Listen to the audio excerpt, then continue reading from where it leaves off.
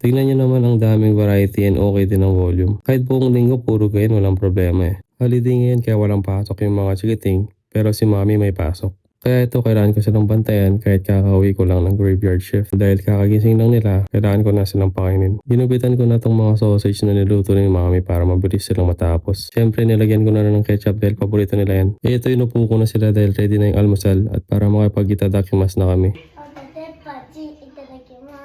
Basta winner talaga walang sablay. Ito yung pambatang ulam sa mga bata sa Japan eh. Problema ko lang may kasamang pasayaw-sayaw pa pag kumakain kaya sobrang tagal lang matapos. At ito nag round 2 pa nga ng sayaw. So yan after 3 years na tapos na silang kumain. Pinayagan ko muna silang manood-nood ng YouTube para makapaglinis at makapagligpit na ako ng walang kagabat. Sinimulan ko muna maglinis ng saig pero dahil maingay yung vacuum si ate pumunta muna ng kwarto niya. Sobrang convenient talaga pag wireless yung vacuum. At ganito lang kabilis ilabas yung mga nahigop.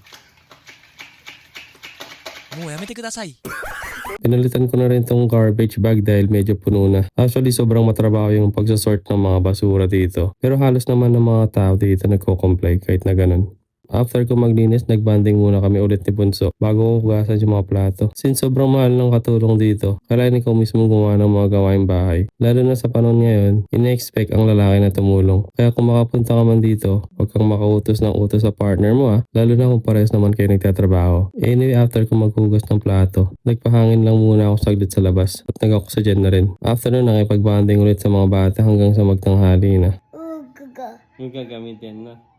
Speaking of tanghali, kailangan ko mag-grocery dahil wala nang laman yung ref. At ito nga yung pinakamalapit na supermarket sa amin. Bali naisipan ko pala magluto ng adobo. Subukan natin kung magkano ba yung magagastos at kayo na lang bahalang mag-convert 398 yan para sa sibuyas. Pero sobrang dami na neto. Bawang 98 yan, 3 pieces. Konti lang din kailangan natin dyan at magagamit pa to sa mga ibang araw. Nakalimutan ko sabihin pag may anak ka na pala, kasama sa routine tong snack area, automatic mapapaditor ka dito. Walang kawalain. はスプーンのお菓子にします。ほんと。じゃあ、ルカ君はパカ Apa ma?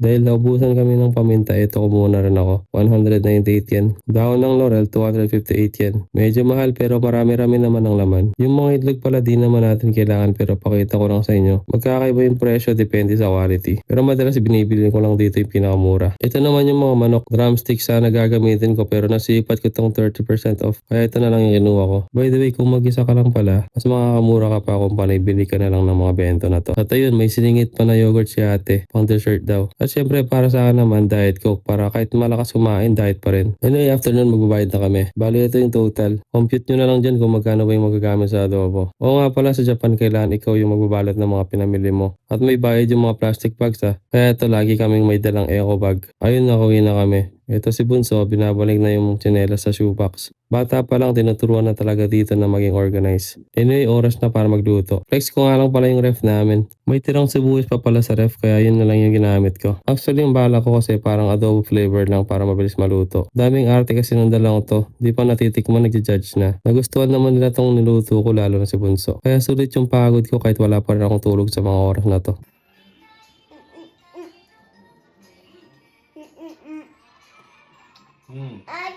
At ayan, sayawan na naman habang kumakain.